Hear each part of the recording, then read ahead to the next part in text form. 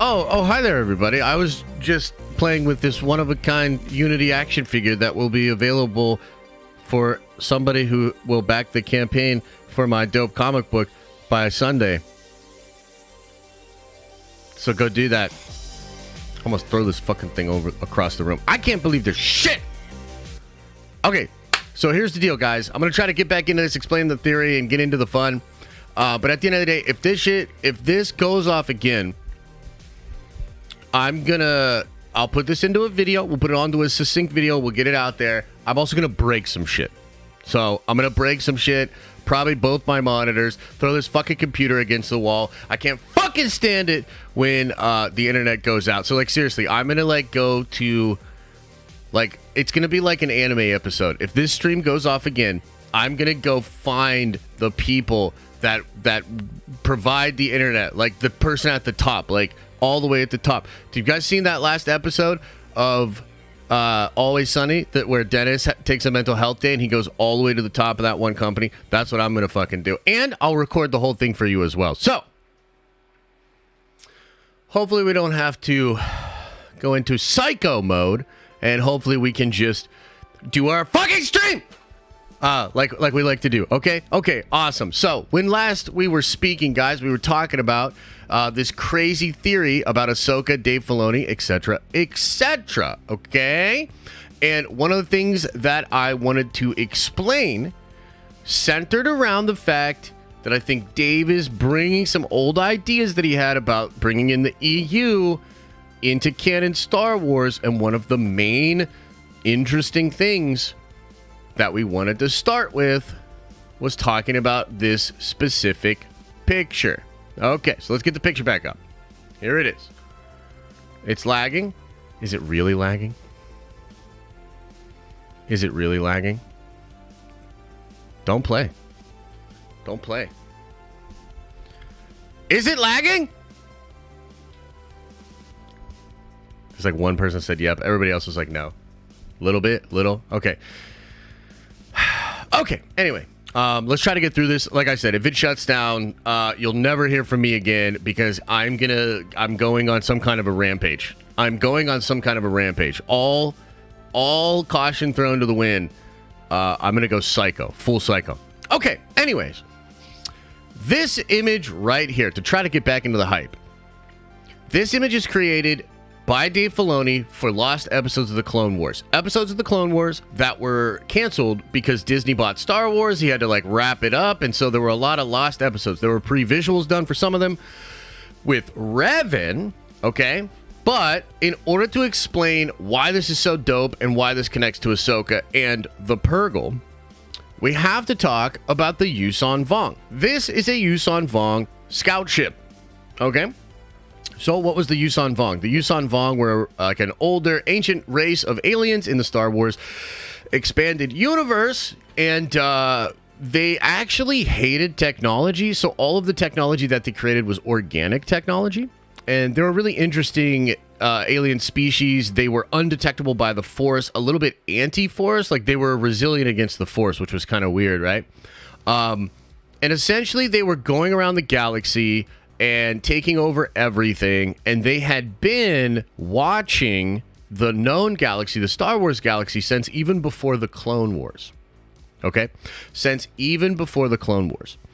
And they were just trying to conquer our galaxy.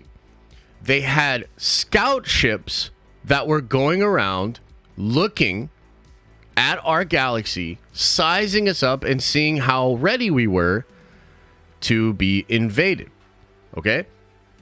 So going back in to this image right here, this is, and let's get like really close up on this. Let me like really show you like what I'm talking about here, okay? So this right here is the scout ship, and they have one here and they've got one over here. And what does this look like? And what does it look like at the front? What does it look like?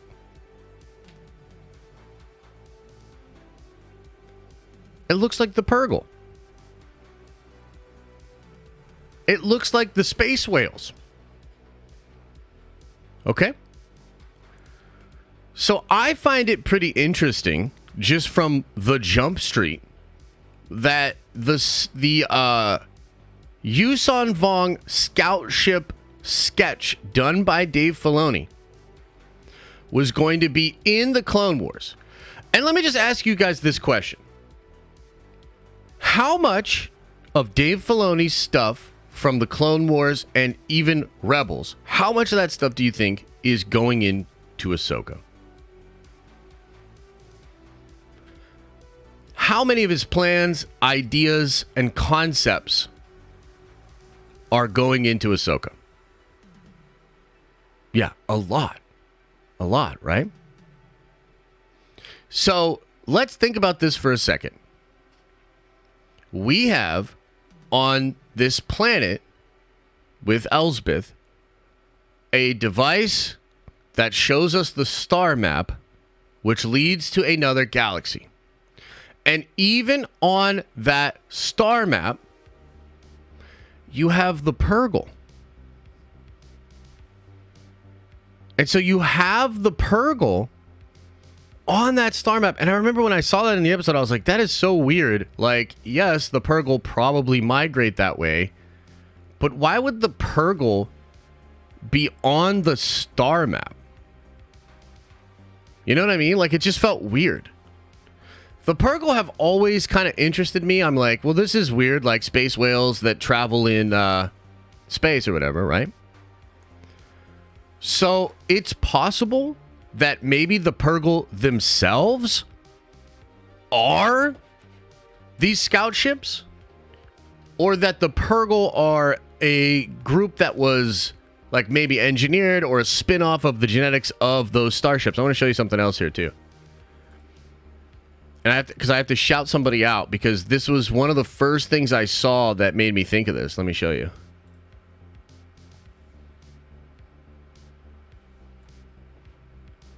So check this out. San Seraph. If you're in here, shout out to you. These are the different ship of the Yuuzhan Vong. This one in particular right here definitely looks a little bit like the Purrgil. You look at the design of the Purrgil. I don't know. I don't know. I also kind of find it odd, guys, that since Dave took over, like, think about this. Think about this. Since Dave took over as CCO and he's Chief Creative Officer, and that happened 2 years ago, we have seen a lot of different things be name dropped and developed around Old Republic stuff being brought into new canon. So they talk about the Rakatan Empire in Andor. Okay? And I'm like, man, that's really, really interesting. Why would they be talking about the Rakatan Empire in Andor? Okay? Tython being in Mando Season 2. I mean, even the very idea of Mandalore being visited in the EU, Mandalore was the first place that the Yuuzhan Vong invaded. And one of the things that was really crazy was, like, you know, we all talk about Beskar. We're all like hyped up on Beskar. The Beskar of the Mandalorians was melted like butter by the Yuuzhan Vong. When the Vong come in and invade Mandalore, it's like a big deal. And they get like absolutely decimated. Right? So like you begin to think about it and you're like, oh, well, he could actually be setting a lot of this stuff up. And there were a lot of plans that Dave had for not only Clone Wars, but for Rebels.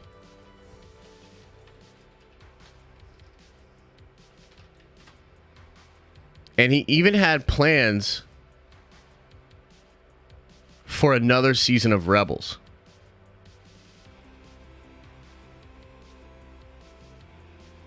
I have to show you a video. I wonder if this is the one where there's a plot leak.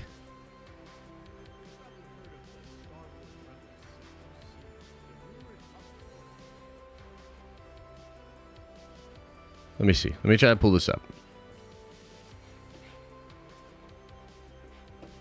This is a video I did 3 years ago.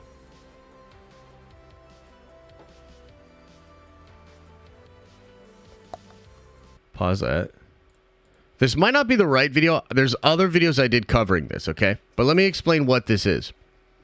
So, there was talk before the Ahsoka series was developed, before Dave Filoni got promoted, and even before Disney Plus, I believe, although this might be right around the time of Disney Plus, because I think wasn't 3 years ago, right around the time when The Mandalorian was coming out?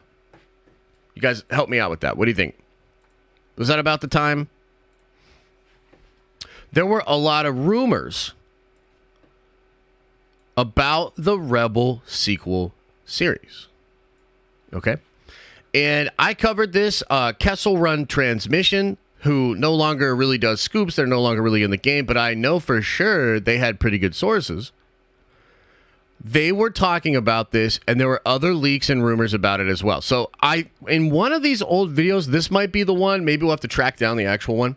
In one of these videos, I go over a plot leak about the Rebels sequel series, and it has some really interesting stuff in it that lines up with what we're talking about right now with Ahsoka. An animated series about the search for Ezra Bridger, which is set to release on Disney Plus later this year. Okay, so you I Disney sat down Plus. with Kessel Run Transmissions, who first broke this scoop, and I asked them a bunch of questions about what they know about the show, and they cleared up some... First of all, wow, look at younger Josh. Holy crap. And also, this is not it, though, because this is an interview I did with them, so this is not the right video. So give me just a second. I got to try to figure this out. That's not the right one. There's one where I cover a leak. That I think Let's see here. Maybe I can find it this way. Rebel sequel rumors are real. I wonder if this has the leak, though. And old Rebels sequel leaks. Man, it's kind of going through these old videos. That is interesting, man. Seeing those. Wait, is this the one? Is this the one? Live action Ezra Bridger. No. It might be this one, guys. Maybe I'll try to find the leak myself in a second or two. On about a Star Wars Rebels sequel coming out later this year. Well, I'm here to tell you the rumors are real, but I also need to break down what's actually going on.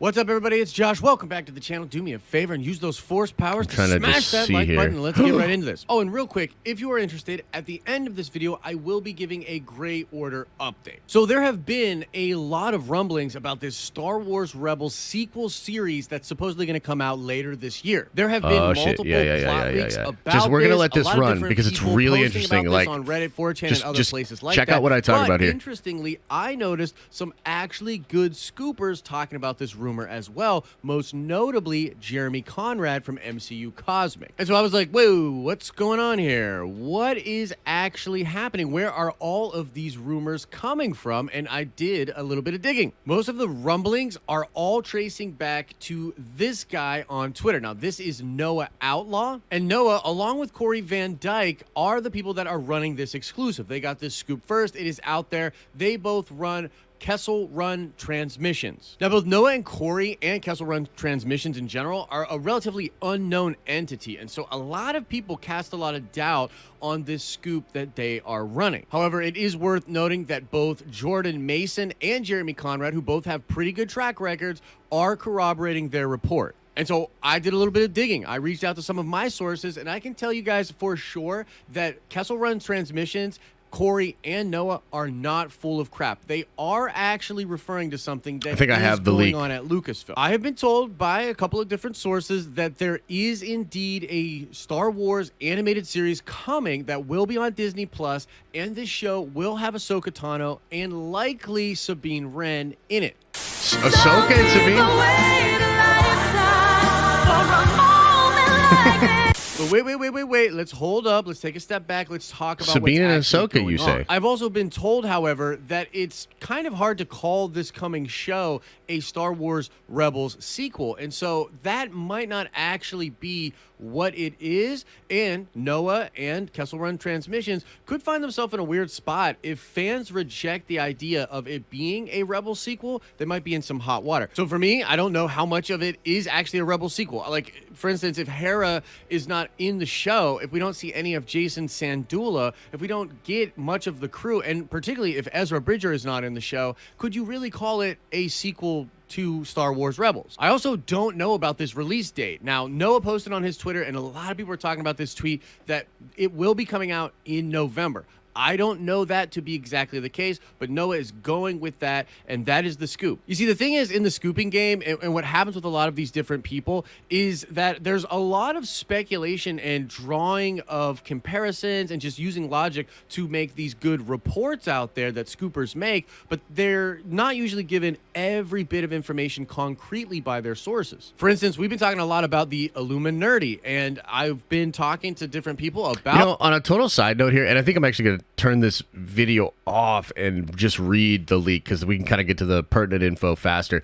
But it is kind of fascinating to look back at, you know, even 3 years ago, like the way I was interacting with scoopers and thinking about scoopers and the scooping game and all of that.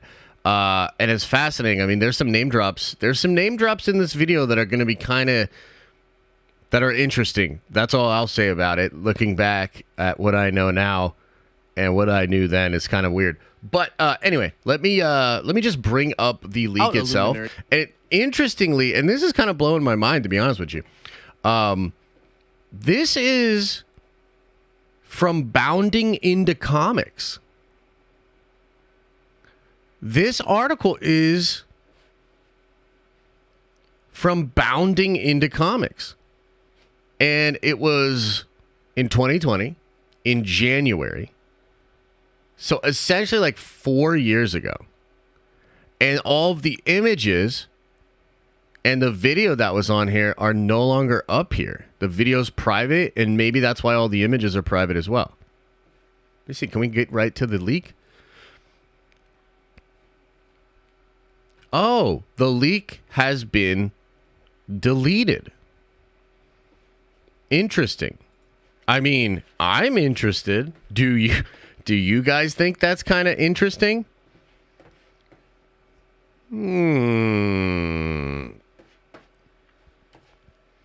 Very interesting. Yes, chat? Okay, so luckily this article does talk about the leak itself. A new rumor from the Throwaway Ewok on the Star Wars Leaks subreddit provides key information about the series plot. Let's get a little music back in here. Just get a little atmosphere.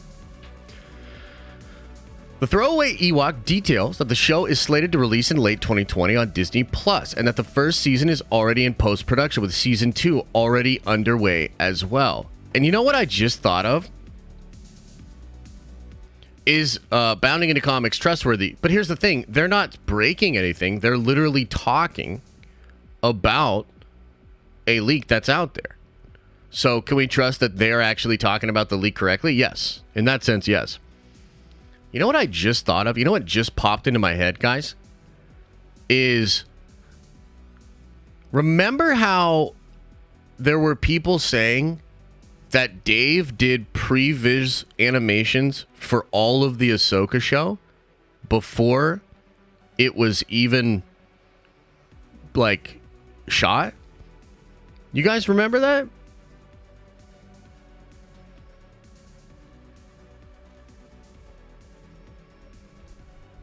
What if it was these seasons that were said to drop?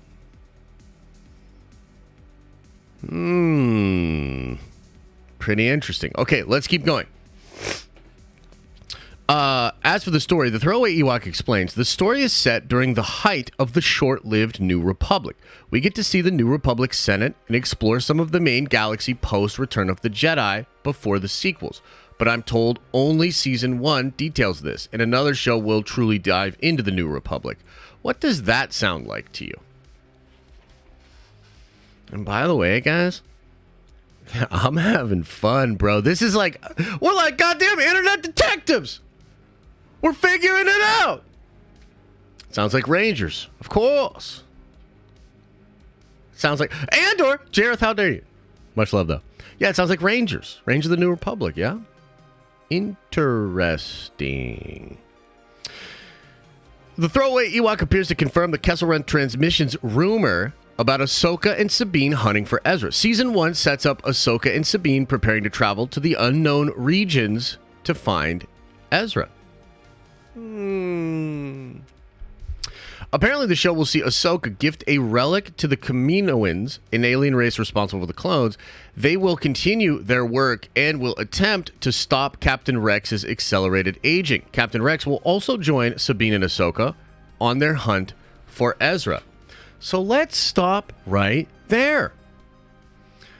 I don't think Rex is in the show, but there is a reason why a lot of other people were talking about it, because I believe at one point this was absolutely in the works and they were absolutely going to do this. I mean, have you heard other people talk about this rumor? I have.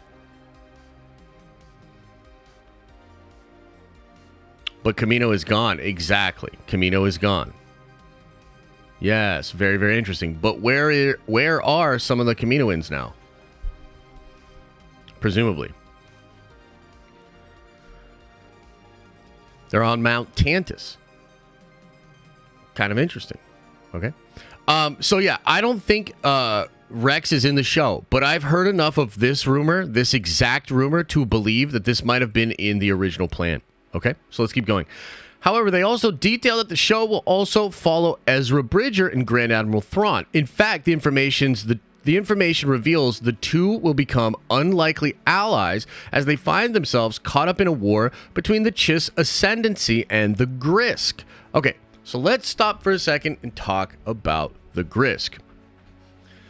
So the Yuuzhan Vong all come from legends. As far as we understand it, the Vong are not in canon in any way. But the Grisk are a new creation from Timothy Zahn that he established in the Thrawn novels. And they are very similar to the idea of the Vong.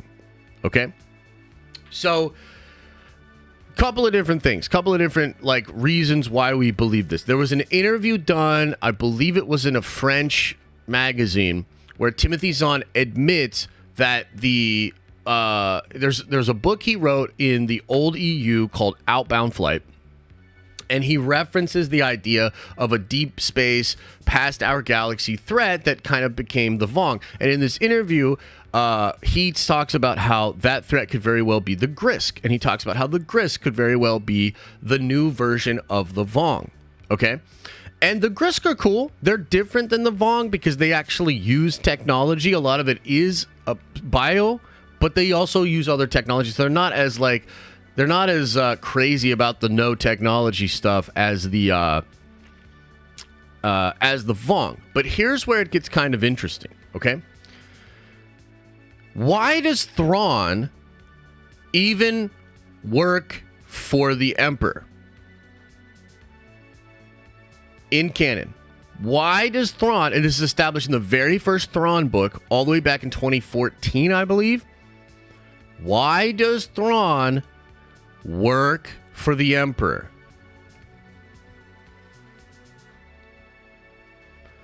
So the reason, and some people in chat are getting it, the reason is because he was studying, the Chiss were studying the Empire and the Republic during the Clone Wars, and they've come to believe that the Empire itself, specifically Thrawn, believes that the Empire is so powerful of a military force that they could be a powerful ally to protect the Chiss from the Grisk. The Grisk being this perhaps new version of the Vong. Okay? Does everybody get where... Everybody understand? Everybody... For healthcare? Does everybody understand? Are we on the same page so far? And Philip Hatch, welcome to the Nerd Ventures. You are a Nerd Venture now. Okay. Say it all again? Yeah, no, I will as soon as the stream crashes. Sheesh. Okay, let's keep going. In fact, the Chiss ascendancy will play a prominent role in the show, as this rumor indicates much of the show will take place on Sela, the Chiss homeworld. Throwaway Ewok elaborates, the Chiss are the main society in the series, and Sela, their homeworld, acts as a hub and the main staging point. Now, obviously, that's not... I don't think that's a part of the show. It could be, of course, but I don't think it is. Grand Admiral Thrawn was originally from the Chiss homeworld of Sela and a male officer in the Chiss ascendancy before he became a Grand Admiral in the Imperial Navy. Sela is located in the unknown regions. The show will also introduce a number of new characters. One of those new characters, according to the rumor, is the niece of Thrawn. She's apparently force-sensitive and acts as a navigator for the Chiss, dangerous hyperspace routes of the unknown regions. Now, we're about to get into the Ricotta shit because, oh, baby, baby, baby, baby, baby. But let's stop on this for a second. A lot of what is in this leak, which again was like 4 years ago now, seems to have been developed with Timothy Zahn in a lot of the Thrawn books. Okay? There is the concept of the Skywalkers. Okay? And what it is the Skywalkers are the young Chiss, usually female, that can actually tap into the Force, and they can help the Chiss ships navigate the unknown regions. Okay? So, a lot of this stuff, which again seems to have been a big part of the plan that Dave wanted to do for the show, has popped up in a lot of these novels. Okay? But now let's keep going, because this is where it gets like really, really wild. Another new character will be the last remaining member of the Ricotta species. Throwaway Ewok describes this character as a powerful, force-sensitive warrior who was once a cruel tyrant when the Ricotta Empire was at its height. He adds, he acts as a mentor to Ezra. He's a very morally gray character. As for his look, he is described as an Aztec amphibian god king with a cool Irish accent. With a cool Irish accent. Why the fuck not? You know what I mean? What up, Danny?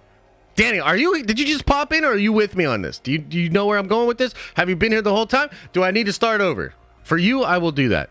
Everybody in chat's gonna lose their fucking mind when I say that. Just popped in. Okay. All right. Well, I'll try to TLDR it. Essentially, I think Dave Filoni is cooking up some crazy shit with the Purgle.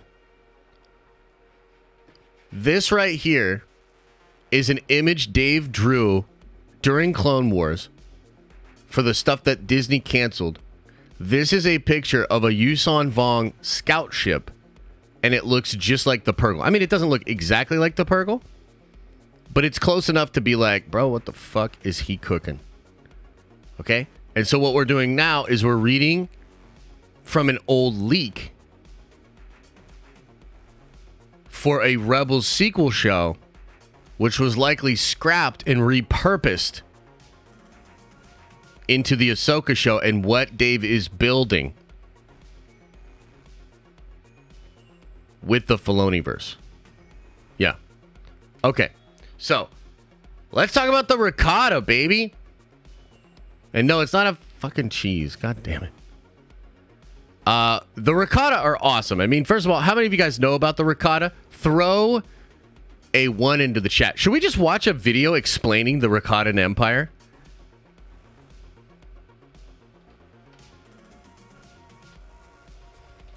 Yo, I shit you not. I literally typed that shit in and ricotta cheese and shit started popping up.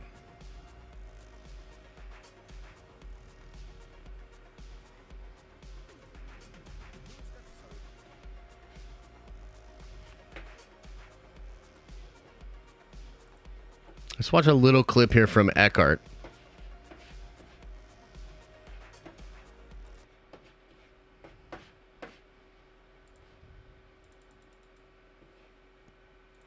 The newest episode of Andor just made a reference to the KOTOR games. In the beginning scene between Luthen and Andor, he hands him over a Kuati signet, which is a blue kyber crystal, to which Luthen then mentions to Rakatan invaders. Rakatans played a huge role in KOTOR 1 as the creators of the star maps and the Star Forge. So wait a minute.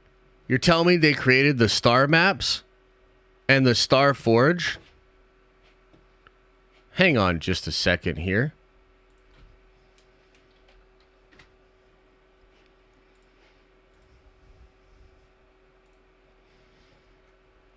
Hang on just a minute.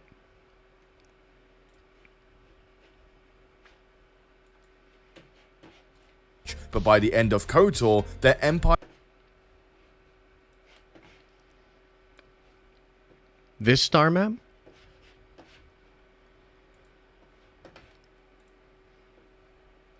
This one? Does it look similar to anything you've seen in the Ahsoka show? Probably just a coinky dink. Darth Sion.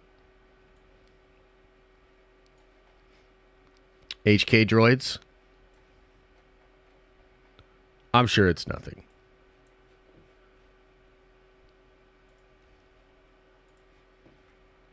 Empire collapsed entirely, and in the distant past, their empire stretched across the entire galaxy as they were known to invade planets and enslaving races. So when Luthen mentions this, The ancient world celebrates the uprising against the Rakatan invaders. the lore behind the Rakatan invasions fits. For more Star Wars shorts, check out this one. The newest episode of Andor just made a reference to the KOTOR games. In the beginning scene between Luthen and Andor, he hands him over a Kuati signet, which is a blue kyber crystal, to which Luthen then mentions to Rakatan invaders. Rakatans played a huge role in KOTOR 1 as the creators of the star maps and the Star Forge, but by the end of KOTOR, their empire collapsed entirely, and in the distant past, their empire stretched across the entire galaxy as they were known to invade planets and enslaving races. So when Luthen mentions this, The ancient world celebrates the uprising against the Rakatan invaders. the lore behind the Rakatan Do you think Tony Gilroy put the Rakatan in to that show? Let's can we get on the same page about this? Do you think Tony Gilroy put the Rakatan in?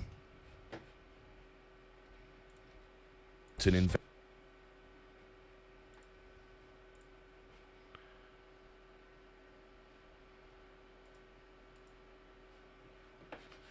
Let me ask you again. Do you think Tony Gilroy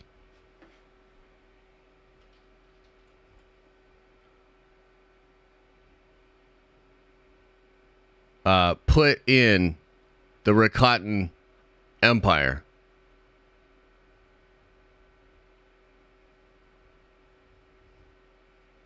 No. Well, who you think did?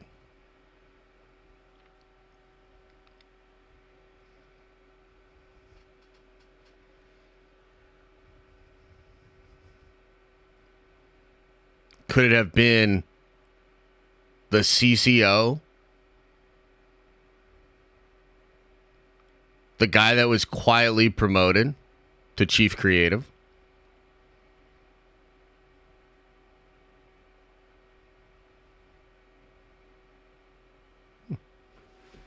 Interesting. Let's read on. And by the way, are you guys having fun? Because I'm having fun. Aztec amphibian god king with a cool Irish accent. The main antagonist of the series will be the Grisk. They are described as emaciated Buddha on steroids. It's a lot to unpack there. Yeah. However, they won't be the only threats. There are far more sinister entities and phenomena awaiting our protagonists in the unknown regions.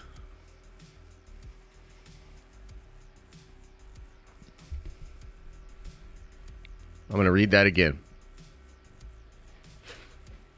However, they won't be the only threats. The throwaway Ewok details, there are far more sinister entities and phenomena awaiting our protagonists in the unknown regions. Wow.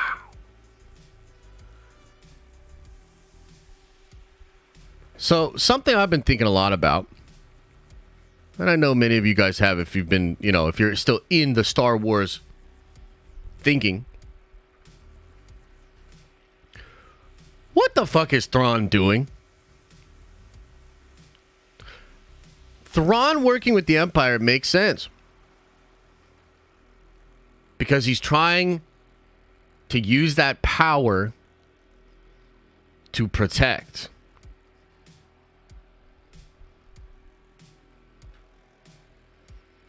So why would Thrawn work with the Night Sisters? Why would Thrawn, in this new galaxy, form new alliances?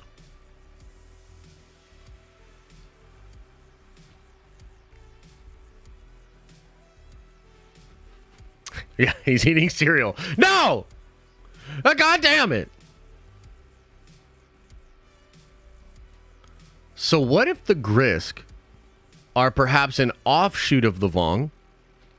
Maybe an evolution of the Vong? Maybe even other enemies of the Vong? Okay?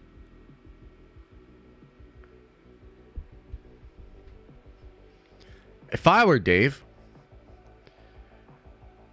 and I had been setting up stories and dropping little Easter eggs and working with Timothy Zahn since 2014. And if I was working on a Rebels sequel series, which, let's just be real, before Disney Plus and the live action shows, Rebels was the place that you got your Thrawn. You get your Thrawn in the books, but you get your Thrawn in Rebels. Dave was shepherding Thrawn into canon. Okay?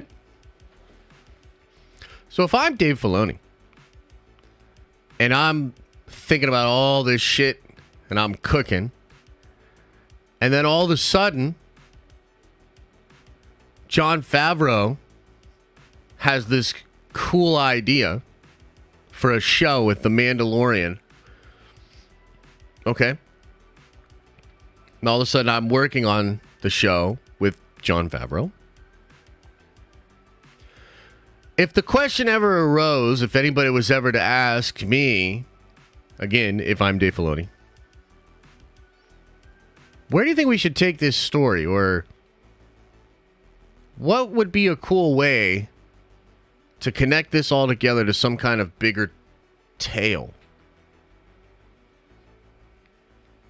Well, I would be like, yo, check this out. I wrote it years ago.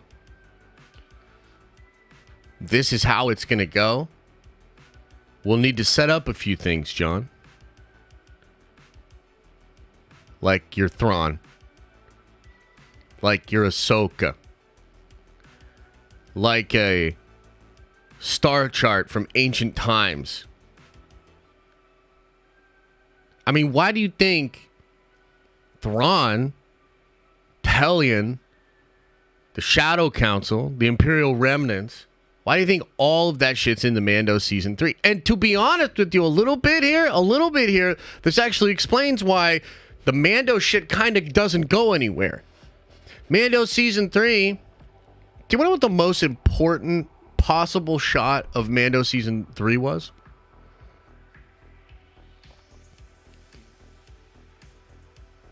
One of the most important shots in the whole damn show. My Clones? Lizzo? No. It's the Purgle. Again. It's the Purgle. What are they doing?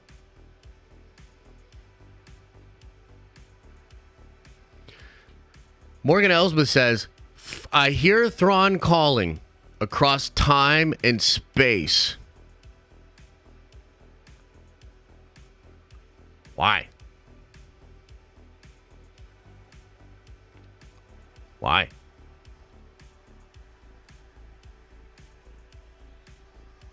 I think this son of a bitch is going to do it. I think even his movie, even the movie, which is very likely to see Thrawn enter the galaxy and be a major threat as he tries to reestablish the Empire. But why? Why? Why does Thrawn want to reestablish the Empire? Because there's a greater threat. Because he's maybe the only one that sees it, truly recognizing it for what it is. He preemptively struck targets of the Grisk and was exiled from his own people, comes into our galaxy, goes to work for the Emperor, works his way all the way up to being a Grand Admiral, designing the TIE Defenders, and did it all to try to arm up and protect and get ready. Interestingly, in the EU, it is said that the Vong were waiting for our galaxy to weaken itself. And after the fall of the Empire, we were weak.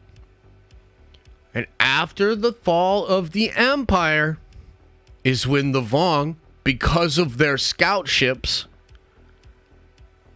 figured it out and invaded. And again, the first place they invaded was Mandalore. Why is the Mandalorian reestablishing Mandalore in the Outer Rim?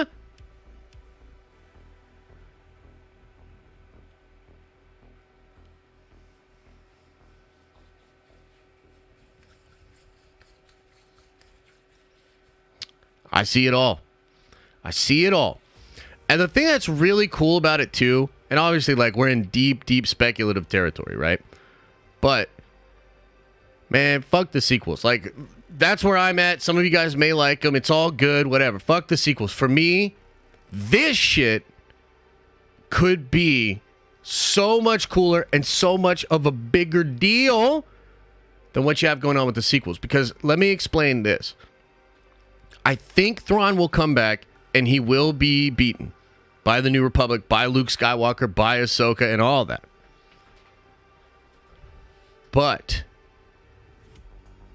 there's opportunity here in a post-sequel world for the Vong and everything that was going on to still happen. So what if the Thrawn movie ends with them beating Thrawn, and Thrawn deadass tells Luke Skywalker to his fucking face, thanks a lot, you've just doomed this galaxy. It may take 30 years, it may take 50, it may take 100, but they are coming, and they're going to destroy you all. And then, you know, maybe Rey movie, maybe past the Rey movie, we do new episodes, episode 10, episode 11, episode 12, and it's the Vong. It's the Vong. And then the Avengers all come in. Exactly, dude. And then all the Avengers come in. And they're fighting it back. And they're like doing all that shit. And like, yo, like, come on. That would be amazing. And here's the thing. Like, I know this sounds fan fiction-y. I know this sounds crazy. I've tried to lay my case out there to explain that it's not just based on bullshit. It's not just vapors. This is coming from different things that have actually been established. Okay? But here's the main point. And here's the main takeaway. Lucasfilm and Kathy and Ryan fucked up big time when they tried to crush fan speculation and theory and like build their own thing. She fucked up when she said, we don't have comic books and novels and all of these things to pull on. And then, about a year after that quote, do any of you remember the quote from Kathy where she said, and now we begin to explore the 30,000 years of Star Wars lore? Does anybody remember that? Where she changed her tune all of a sudden? Coincidentally, that lines up with Dave Filoni getting the promotion. And what do we see with the new Star Wars movies with Dave Filoni as the CCO? And again, I'm still not down with Rey, but let's put that aside for a second and let's talk about it. They wanted to go do a movie way in the past setting up the Jedi. They want to do a movie before Force Awakens setting up the Jedi and Luke and all that.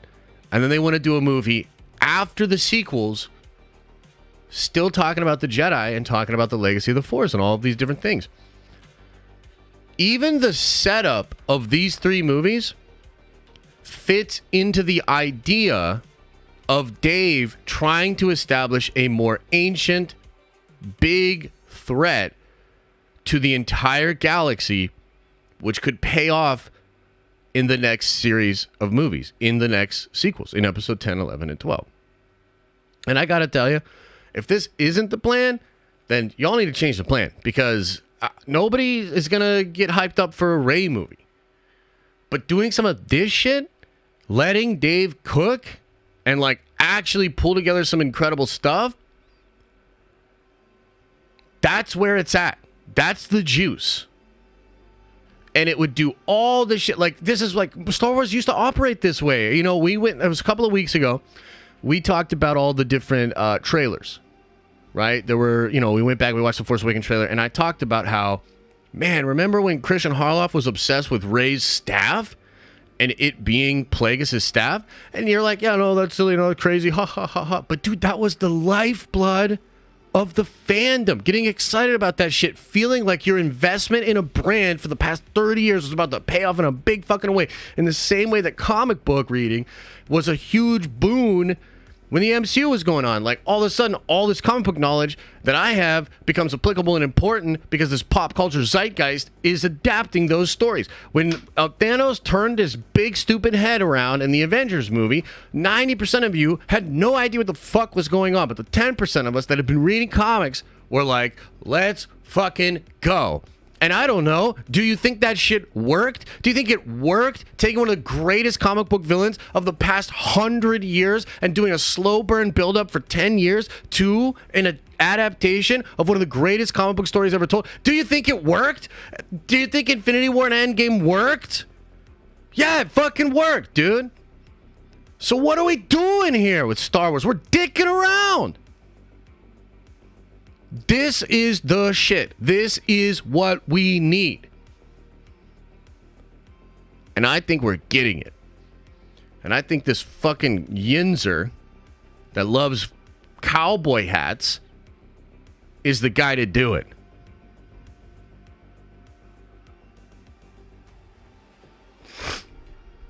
So, what do you think? Thoughts? Thoughts, chat? What do you think?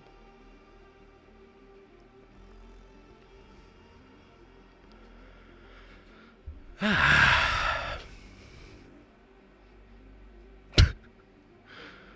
guys are wild. Josh is a Rey lover. Of course. Of course, Melvin.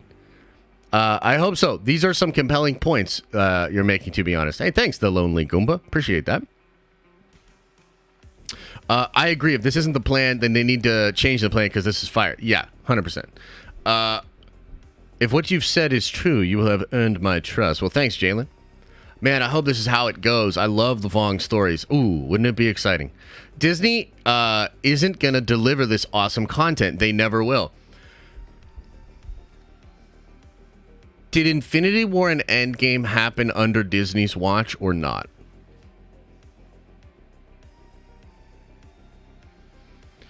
Trust me, man. I got no love for the mouse, bro. You know what I mean? But did Infinity War and Endgame happen under Disney's watch or not?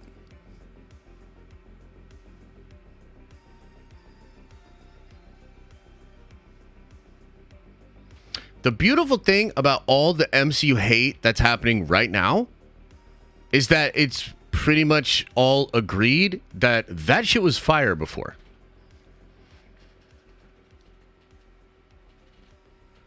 So I get what you're saying, and bro, trust me, even if they do this, like, let me explain this. Even if they do it, and it becomes better, and it's awesome, and all that shit, they still deserve all the L's for fucking it up the way they did with the sequels, the way they did with all these bullshit shows. They deserve every L and criticism that they have acquired. But this is the way out. You know what I mean? This would be the perfect way to fix this shit. You fix the canon, you fix the conversations, you fix the fandom by doing this. And at a time when Dave is on the rise, and it really does feel like Kathy is out the door, or at least no longer in complete control, it seems like some of the stuff, like, I would argue that Rakatan line was put into that show specifically by Dave Filoni. Specifically by Dave Filoni.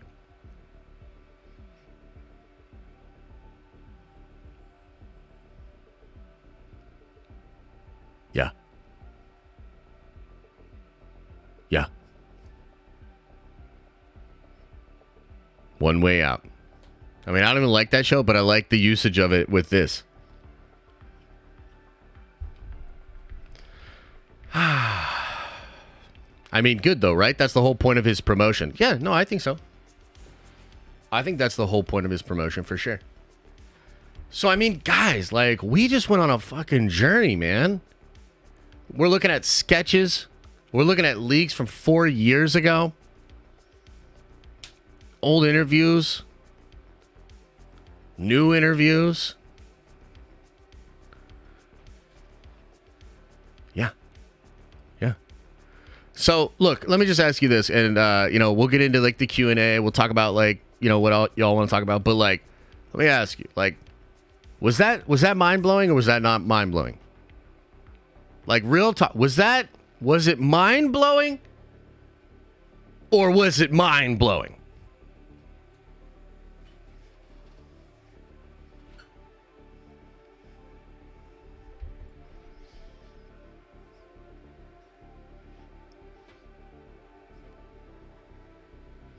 Feels like the old days. Yeah, I hear you.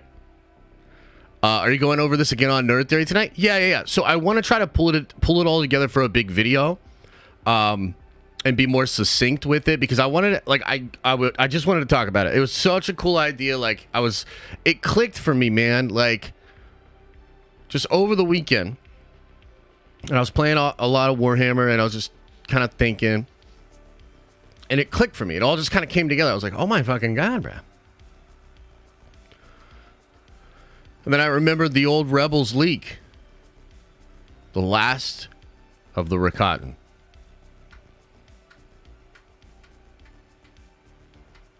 The search for Ezra and Thrawn. The Grisk. Sabine and Ahsoka. The New Republic. Wow.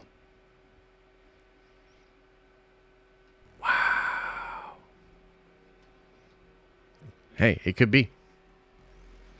It could be. Okay, let's get into Q&A. Let's go over some super chats, go over some member chats, and let's hang out. And then I'm going to get on out of here. There's a lot. Like I said, I want to work on this as a video. I want to work on some other things. Let me pull up the chats from the previous stream as well, because we had that stream get killed. And it was like, ugh. But it is what it is. Banana, banana, banana, banana. Okay, so let's go over a few from the previous stream, and then I think we catch up. Let me just see here. Which one is the catch up? Really angry bald Josh. Okay, so I go all the way up to... Wait, where is that shit? Oh, that's a member chat. Of course. So, Benjamin. Okay, Benjamin is the first one. Okay, here we go. First in today was Benjamin with a 5-spot, no message. JJ Lamone says, best place for me to find the Kickstarter. I don't have Twitter. I have the link to the Unity Kickstarter pinned in this chat. So I think you should be able to find it there, my guy. And like I said, if you back, and we went over 30K, so I really appreciate that, guys. Thank you so much for the love. If you back by Sunday, you will be in the running to win the first Unity action figure, the main character, General Xander, hand-painted by yours truly.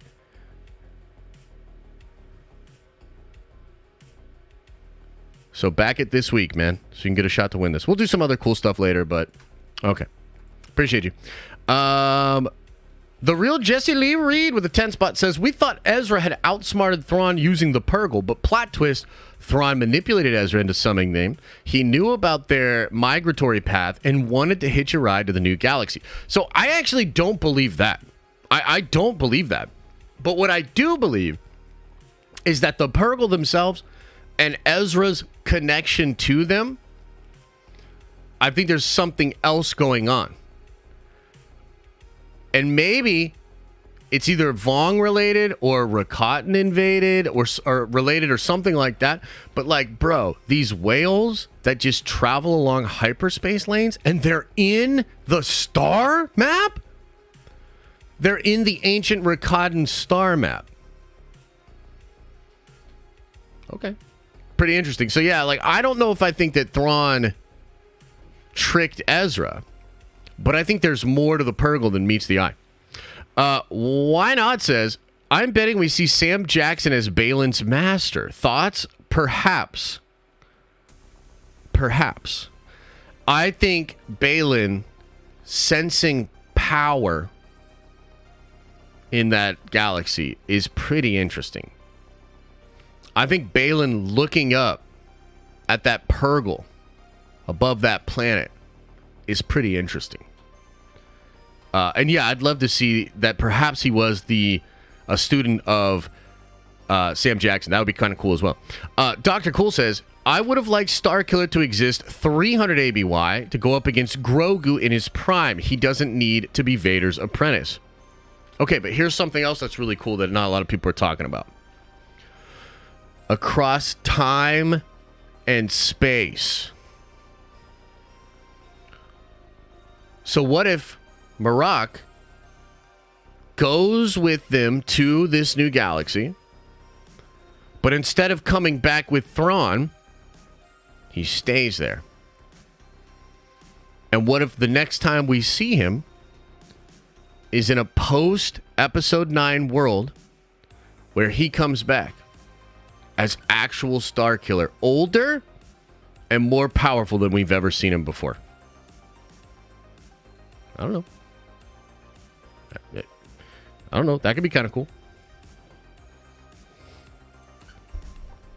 Mandalore says, release Angry Bald Josh. The people have spoken. Oh, my goodness. Still on it. Still on it with that. But you know what? Hey, much love, brother.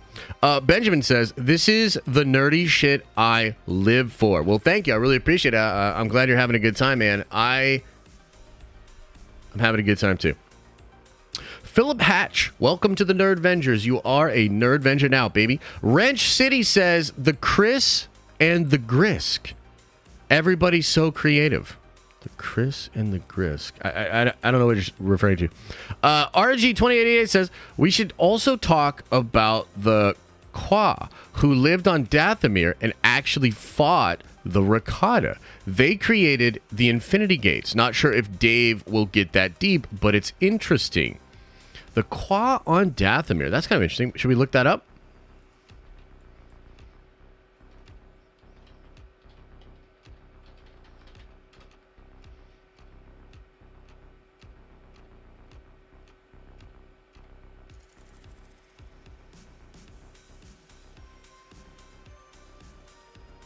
Here's kind of an interesting video. Maybe we should watch this. Do you guys want to watch a video? You want to check a video out real quick? I kind of want to watch this. History of the Star Wars universe. It's like 8 minutes long, but it talks about the Rakatan. Should we watch at least a little bit of it? And then we'll get back into the questions.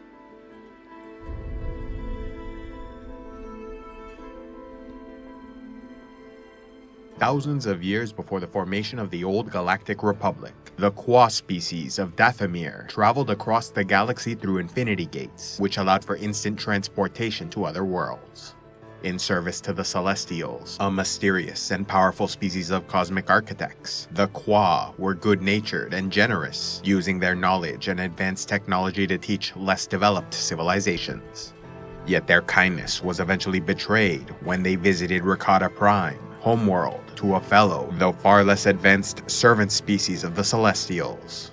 Learning that the Rakatans had great force potential, the Qua eagerly mentored them, only for their teachings to be abused and exploited. An aggressive, warlike, and cannibalistic people who ate their enemies, the Rakatans ignored the Qua's emphasis on balance in the Force, instead focusing entirely on the dark side, infusing it into their technology, which could feed on the negative... So isn't that fascinating? The homie was just talking about Qua, right? And so it appears like the Qua were a more peaceful species that perhaps are started on Dathomir. I really do think that's pretty interesting, considering the Dathomir, the Night Sisters, Maul, and all that sort of stuff, and the potential connection here is pretty wild. That's crazy. Emotions of those nearby. Expanding beyond their planet, the Rakatans engaged in a campaign of conquest, creating the Infinite Empire through brutal violence and subjugation, enslaving the species defeated. Though they plotted against each other and competed for authority, Rakatan hierarchy was largely respected, with an over-praetor at the top, while praetors served as imperial overseers and sub-praetors as commanders. Treating their slaves with callous disregard, many were chained to Rakatan ships so the dark side technology could slowly feed off their negative energy. However, occasionally a Force-sensitive slave stood out from the rest and was chosen as a Force Hound, trained... Yeah, and these are literally, man, my favorite Old Republic stories of the Dawn of the Jedi, the Ashland, the Bogan.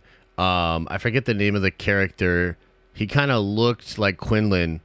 And he was a Force Hound, and he was a part of the Rakatan Empire, and then he like lands on Tython, and they like don't know what to do with him, and then they get like a lightsaber. It's really, really interesting. And I remember all the Force Hound terminology and all that sort of stuff. It's pretty crazy. As a highly skilled tracker and enforcer. Seeking to break free from the limitations of their spacefaring technology, the Empire tried to use Infinity Gates, but were denied access by the Qua, who now realized the Rakatans were out of control. Going to war, Qua forces were soundly defeated, their homeworld conquered, and civilization devastated, but they nevertheless held off the enemy long enough to destroy or hide the last of their Infinity Gates, including the one on Rakata Prime, preventing the Empire from acquiring this potentially dangerous technology. Seeking alternative means to conquer the galaxy, the Empire built the Starforge, an automated factory producing ships and war materials, powered by a combination of energy from stars and the dark side of the Force. By around 28,000 BBY, the Empire defeated their greatest rivals, including the Qua of Dathomir, the Gree Enclave, and even their former Celestial Masters, to become the greatest superpower in the galaxy. They also defeated them. Wait, is the Starforge mentioned in Andor as well? Is that true? They talk about the Star Forge in Anbor. Mighty World Razor, a terrifying creature said to have consumed 1,000 It's the world between worlds and Infinity Gate. I don't know. I kind of feel like it's a little bit more than that, but it could be connected to those celestial folk. You know what I mean? Those beings. worlds, keeping it on Belsavis, which became a prison planet housing many of their enemies. Among the many to name themselves adversaries of the Empire, the Eshka were among the most dangerous, a species of aggressive warriors which conquered half the galaxy and even attacked the Rakatans, openly That could be the Grisk. The Eshka. That could be the Grisk, huh? challenging their dominance. Responding with a massive military fleet, the Empire nearly exterminated the Eshka, leaving those that remained in stasis on Belsavis.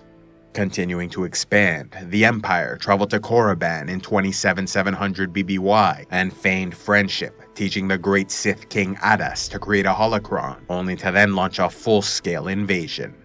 For a time, the Rakatan warlord Soa reigned over Korriban, but Adas refused to surrender and rallied the Sith people to rebel and drive the Empire from the planet.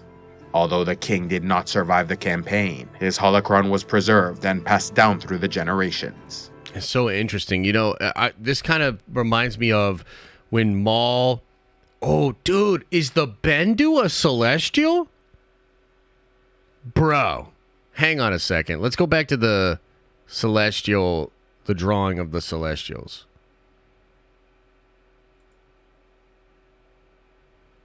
The Bendu looks more like the Gree, actually.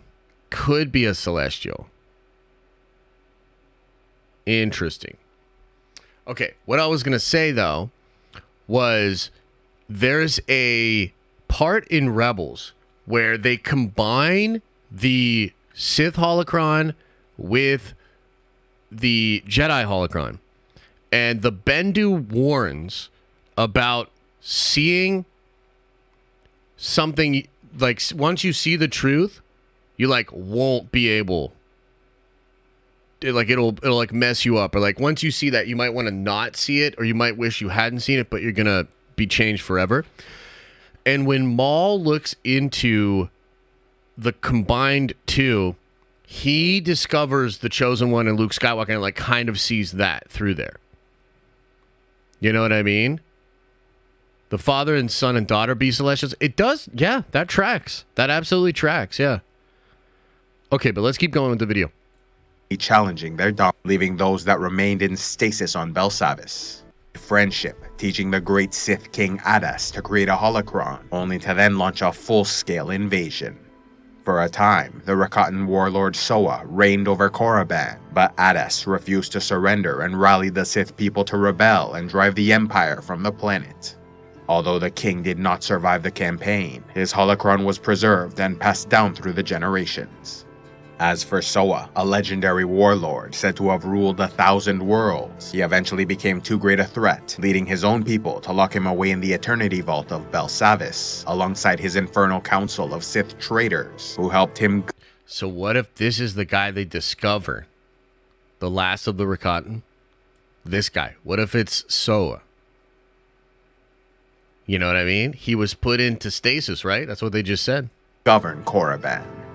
Expanding into the galactic core, the Empire conquered many worlds, including Coruscant, reaching the height of their power by 25793 BBY, when Praetor Skalnas attacked Tython, homeworld of the Jedi Order, a mixed species force-wielding people who trained in both the light and dark sides, maintaining a balance between them. Due to volatile hyperspace lanes in the core, finding the exact location of Tython was nearly impossible, and so the Rakatan Praetor Skalnas sent his slave Zesh, a highly skilled force. That's who I was just talking about, Zesh. He's the Force Hound that goes to Tython, I believe. To lead the way and infiltrate the Jedi Order, so he might later betray them and ensure Imperial victory. After Zesh completed his mission and the invasion was well underway, his master Skalnas performed a ritual which sent a dark side wave so powerful it blinded all Jedi seers on Tython and blocked their connection to the Force. On the verge of defeat, the Jedi Order found the key to victory in an ancient holocron left behind by Anang of the Kwa species, who explained that the Rakatans must be stopped from obtaining the Infinity Gate buried on Tython.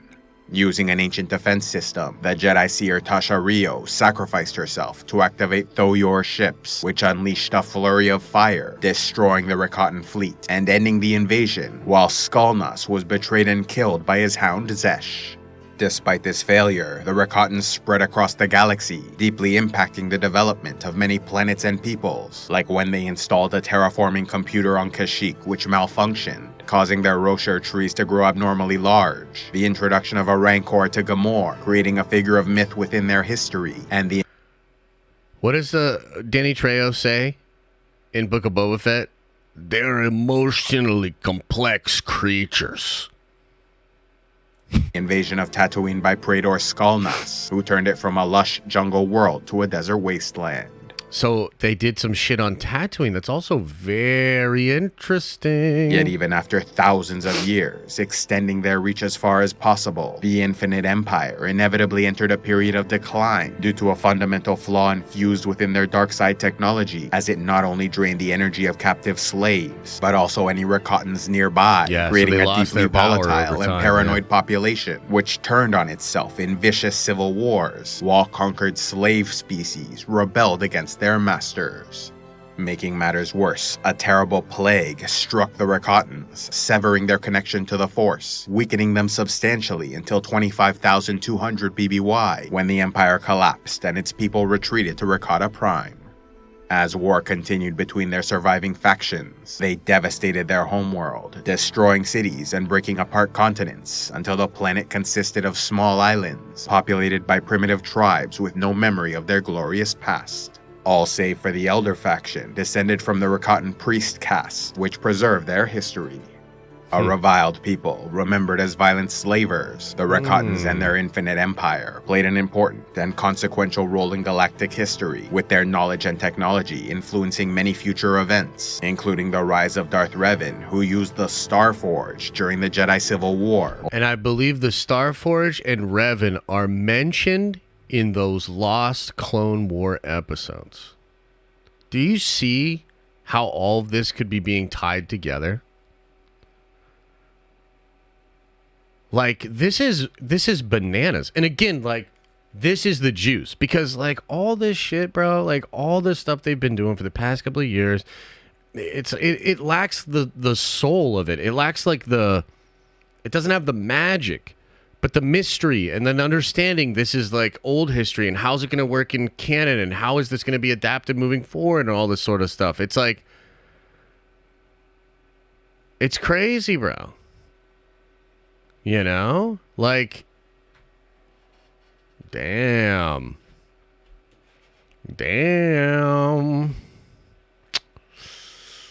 Okay, let's get back into the Q&A. Sorry, I just had to stop for a second and talk about that because that's so cool. If we don't get Eli Vanto, I'm rioting. Oh, yeah, Eli is an incredible character. I wonder if we'll see him in Ahsoka or if they're saving him for something else. But essentially, guys, Eli Vanto is a hillbilly. He's from, literally, they call him Wild Space, and he like has like a twang. He's got like a southern accent, and he is a genius. And Thrawn recognizes Eli's abilities very early on and mentors him through those first couple of books.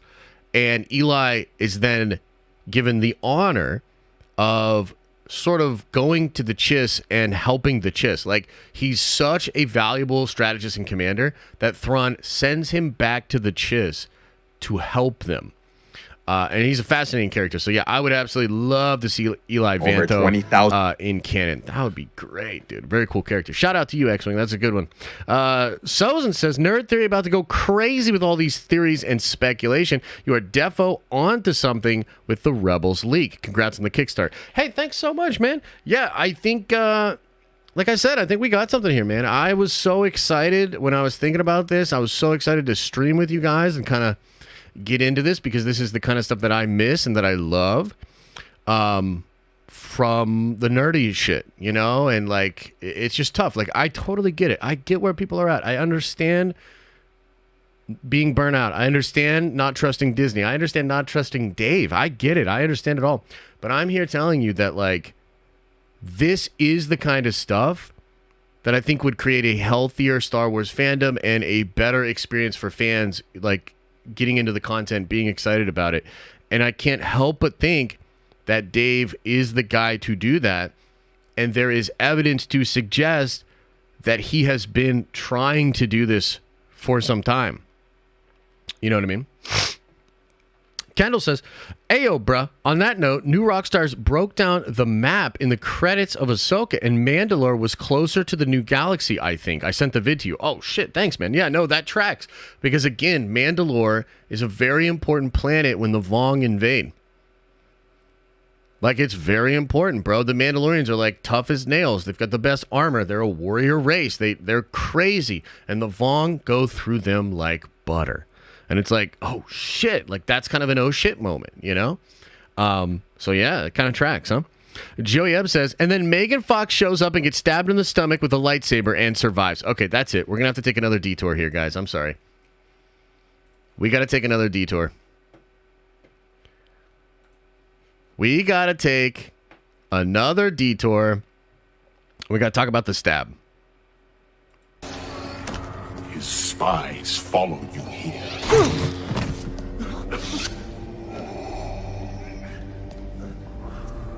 Him. His spies follow you here.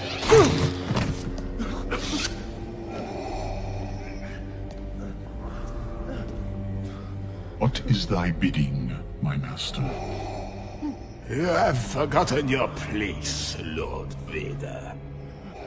By taking this boy as your apprentice, you have betrayed me.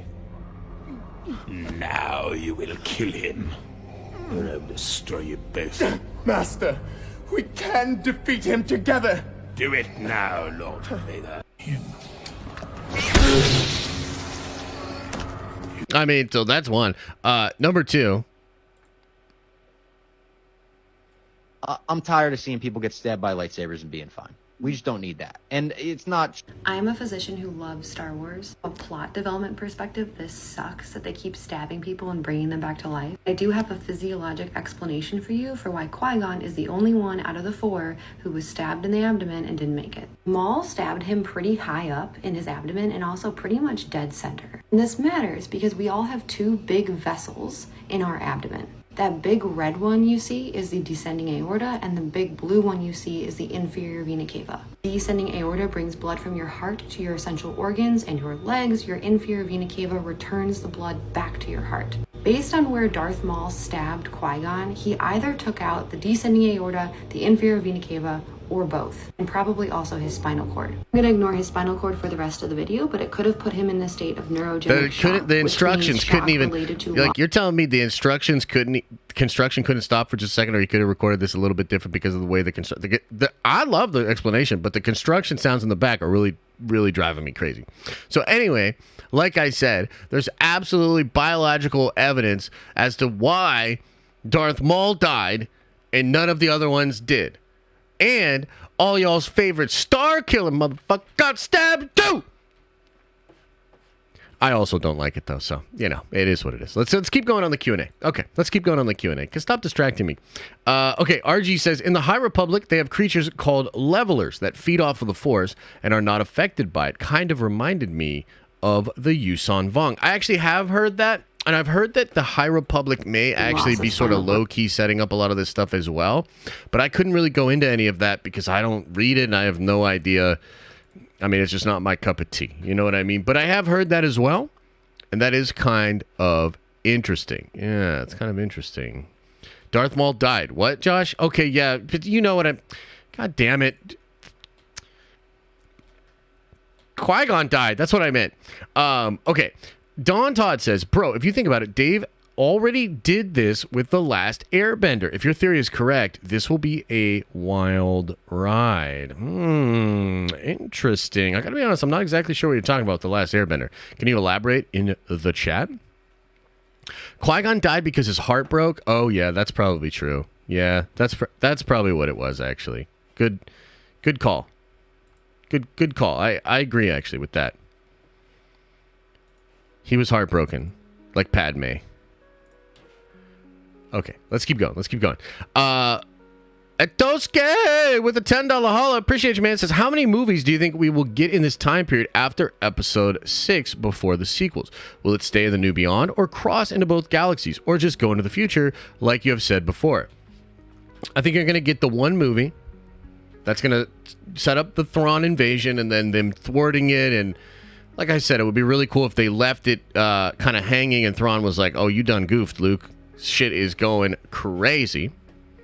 And that would be cool to set up the future films. I don't really know. I mean, there's all sorts of directions they could take it in. My gut is telling me that even these 3 movies in general, like, here's what's interesting. Dave Filoni was a part of the writer's room that was first established for the Lindelof Star Wars movie. And the Lindelof Star Wars movie was originally going to have Rey in her 70s or 80s. So, like, again, it really feels like they were going to go far and set up this hanging thread that would be explored further. So, I don't really know. Sajid says, this is the nerdy-ish I'm here for. Star Wars has hope. Oh, yeah, man. Absolutely. Elijah with a $20 holla, really appreciate it, brother, says, after Ahsoka came out, I spent 3 whole days in wonder and awe about what would happen next, etc., etc. Took me 3 days to remember the sequels exist. I had completely forgotten. 3 whole days of freedom. It felt amazing. Yeah, dude. Yeah, dude. Yeah, man. Yeah, man. We just need more. You know what I mean? We just need more. The nerdy one says, mind blown. Hell yeah, brother. Hell yeah. Samesh says, please go over everything you said on Nerd Theory tonight. Oh, I will. I will. I'm interested to see what Theory thinks of it all. And if he has any, kind of thoughts or speculation on this. But, like, bro, like, we just went on a crazy, that was nuts. I'm still kind of shocked at how all of this seems to be lining up. Like, it's truly kind of spooky how this is all lining up. You know what I mean? Jensen Baker with the 10 spot says, I don't expect that leak word for word, but it shows a pattern of what Filoni is wanting. That's exactly the point. We have been hoping a buildup is coming. Now we have it renewed. But I don't believe all Purgle are fake. Yeah, it's going to be interesting to see, but what if they're scout ships, right? They could be drones. Like, they could be living beings that are still meant to pass information from this galaxy back to the Vong. You know what I mean? Pretty crazy. Tim the Agent says, I feel like I'm in 2015 again because of this stream. So much fun. I'm so glad you are in the Star Wars space still. You and Dave will lead us out of darkness. That's very kind, Tim. I appreciate that. And look, times have been dark, and I've been very critical, and I think they deserve every bit of criticism that I've given them. But at the same time, I've always said that, like, I want Star Wars to succeed.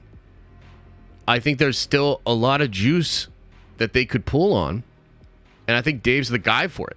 You know what I mean? So thanks, brother. I appreciate that, and I think there's a way out. XA says, so are you saying the Rakata made the world between worlds? No, but it's possible the world between worlds is either like the Celestials or one of those like more ancient beings of the Star Wars galaxy. And also, like, think about the fact that Palpatine was trying to get into the world between worlds, and he wanted that power. There are some lines in the Tarkin novel that talk about Palpatine feeling something out in the unknown regions that he thought was the source of his very power. And he talks about wanting to reshape reality. And I've never forgotten about that shit. I'm like, what could that be? Harris says, Andor is peak Star Wars, and it always makes me a bit sad when you don't give it the time of day it really deserves. Filoni's touch is all over the series. It has every era of Star Wars packed into it in different spots. Yeah, I get it, man. I understand liking Andor, but I just... Here's the other side of it, is like, there is no wiggle room for me on Andor.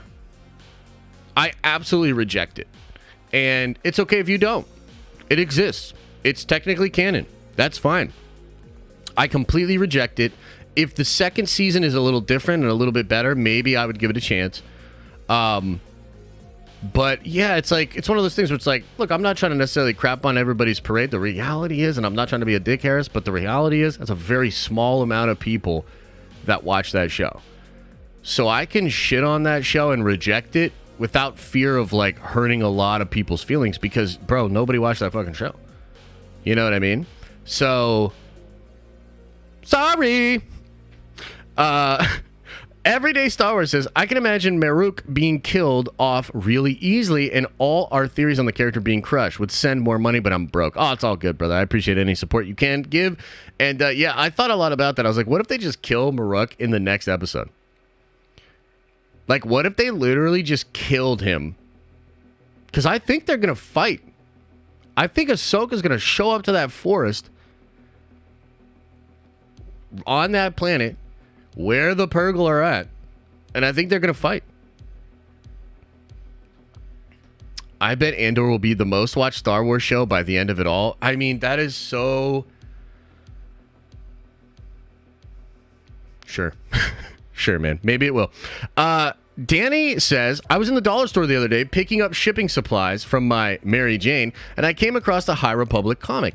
They can't even sell them at the dollar store. Thank God for Ahsoka. Yeah, the High Republic thing, I mean, I don't really know. I'm not like paying that much attention to it. I'm not paying attention to how it's performing. I'm not paying attention to the canon. I gave the big first novel a chance, and I really didn't like it. So I know that the High Republic has their fans. I would argue more people probably followed the High Republic than watched Andor. So there's that. And perhaps it's redeemable in some ways. Maybe it's even setting some cool stuff up that I'm just not aware of. But here's like the real talk, okay? There's no reason for me to be looking at anything Disney canon to try to enhance my experience of Star Wars. Like, there is no reason. However, let's say Ahsoka is doing exactly what we talked about in this stream. All of the sudden, I have a reason to go check that stuff out. Do you see why this is so important? And this is why I truly think, I mean, Kathy's the worst, but she's the worst for various reasons. One of them literally being crushing that part of the fandom. Crushing that part of the experience. It has destroyed the motivation for fans to look further because who gives a shit? You see what I'm saying? So, like, if they could turn it around, maybe I would be more down. MK Matt says, man, I love this. How long has it been since we've been able to nerdvenge like this? Finally, some juiceness to dig into. Yeah, it's been a while, brother. I'm not going to lie to you. It has been a while. Nate says, Josh, do you see Filoni making the connection to Starkiller Base in TFA? Do you see Filoni making the connection to Starkiller Base in The Force Awakens? I don't think so. I think Dave had like very little control back then. I think Dave now has a lot of control. So no, I don't think so. But perhaps some of the deeper connections to the ancient Sith Lords that were established in Rise, like maybe Dave had a little bit more of a say in that. It's really hard to say. The problem is they should have leaned on him heavily from Jump Street. Like, Dave should have probably written episodes 7, 8, 9. Like, real talk. He should have written them. But the fact was, like, maybe he wasn't ready. They damn sure were not ready to give him a second look at that. And it took a long time for Dave to kind of get to the position that he's in now. So I'm more looking at, like, the past couple of years to try to, like, figure out how it's all tying together. You know what I mean?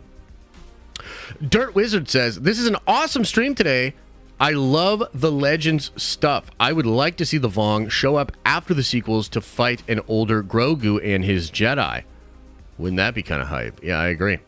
The second son of Mortis says, thank you for the distraction during the hard times. Well, I appreciate it, man. Thank you for the support. Much love, brother.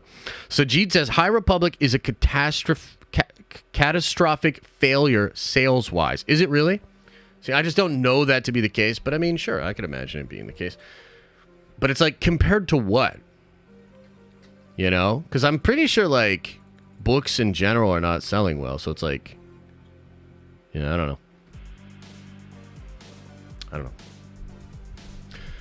Okay. So, that's a lot. Let's hang out for a couple more minutes. What are you guys thinking? What's on your mind? How are you feeling? Who reads? Yeah, I mean, there's some people. What is a book? Yeah, no, I get it. High Republic, if you read it all, it's actually a good story. Interesting. Emo Joe says, imagine Jedi could open inner gates like Rock Lee.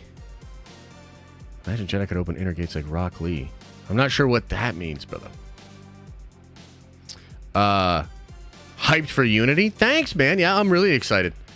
Man.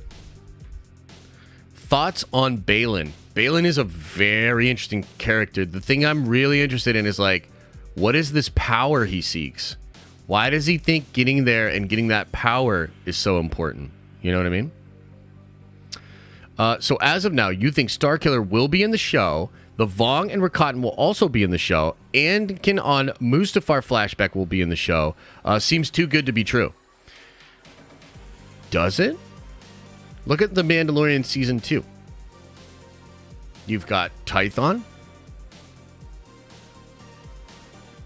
You've got... what's her face? Why can't I think of Katie Sackhoff? Bo-Katan. You've got Ahsoka. I mean, in case you hadn't noticed, it seems like Dave, and to a degree John, are really trying to put some dope shit into these shows. Justin says, Andor does have Starkiller's armor in it. Ooh, interesting. That's pretty cool. What is your favorite part of Star Wars? I don't know exactly. I mean, I like a lot of different Star Wars things. Obviously, the OT, the PT, but those old, Dawn of the Jedi books, the old, like, John Jackson Miller stuff with his, like, character who I thought was Zash or something like that, too. I like that shit. Yeah, I don't know. A lot of different Star Wars I like, to be honest. Heir of the Empire still sells novels. Over 15 million copies sold. High Republic recent book has yet to hit 1,000 copies? Oh my god, that's a disaster. Yeah, that's a disaster. At what stage of Palp's return are we in during this time period? What do you mean? I think Palp's is gone. What about season 3? Yes, that is a butthole season. I followed theories for years and Josh since he appeared. To see how consistently both of them have led their audiences on to make content has me lose faith in content creators. Aw, man, that's a shame, brother. I'm sorry you feel that way. I'll help you out here and ban you forever. There's going to be a way soon coming to YouTube that not only will I be able to ban you from chat, I will be able to ban you from watching the streams. So, like, pretty soon, I'll be able to help you out, brother. Like, I'll be able to remove you from being able to watch anything I ever say, and you can go fuck off and be the lonely little piece of shit that you are all on your own. So, like, I'm gonna help you, bro. You know what I mean? But thank you. What if this other Force/magic use from the Great Beyond is what's used to bring Palps back? One of the things that I'm interested in, I wonder how much Palpatine knew about the history of the Force and the wider scope of the galaxy. Does he know what the Mortis gods really are? You know what I mean? Like, does he know what the Mortis gods actually are? Does he know more about the cosmic force than he's leading on? Zane, that's the character. Yeah, dude, I love that run. Absolutely, bro. Absolutely. Yeah, that'd be cool.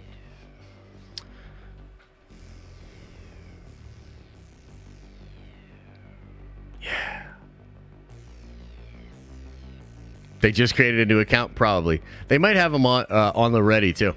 I'm hoping they don't tie this era into the sequel trilogy, but I'm fearful that they will. You know, I think this is another reason why Star Wars needs to go beyond the sequels and they need to explore a new area, because we need to stop having that as the end point. Which is why, like, the version of the movie, like, we don't know for sure, but the version of the Rey movie that would have had her at 70 years old, I would have liked that a lot more because it's way past the sequels. And so until we have something beyond the sequels in canon, it's going to feel like everything funnels to a very shitty endpoint.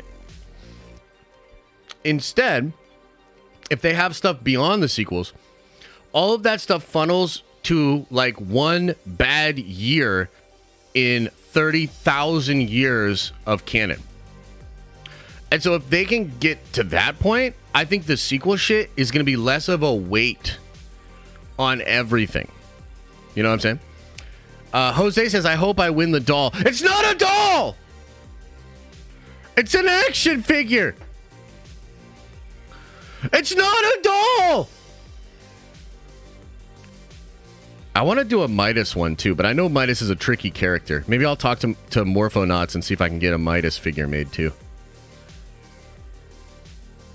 It's not a doll, Mom!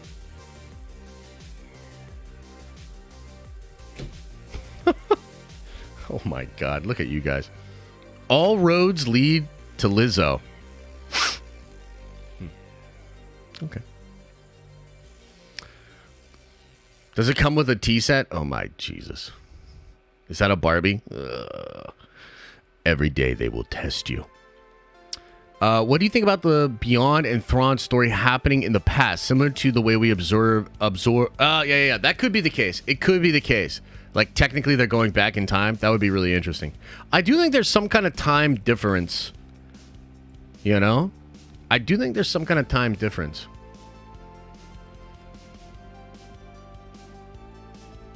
Yeah.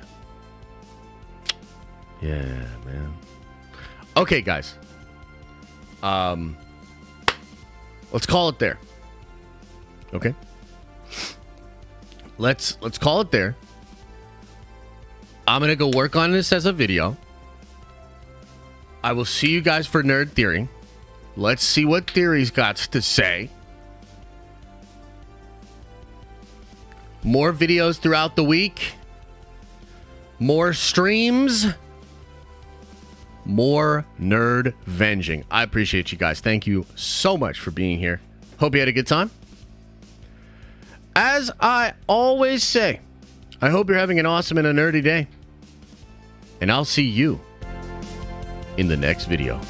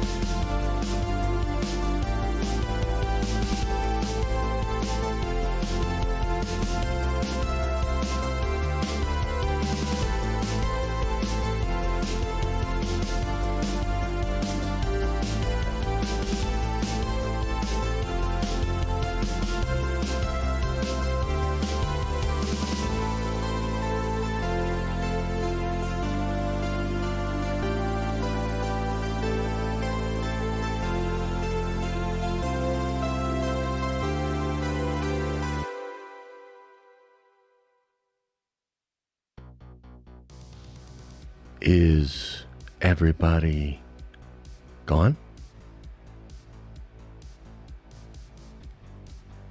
Did everybody leave?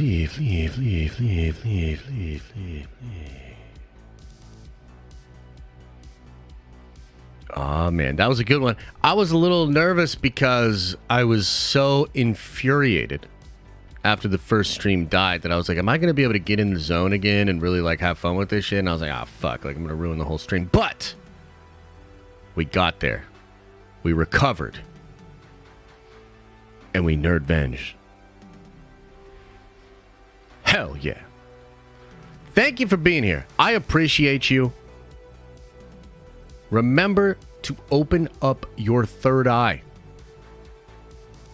And wash out your stinky buttholes. It's not a doll!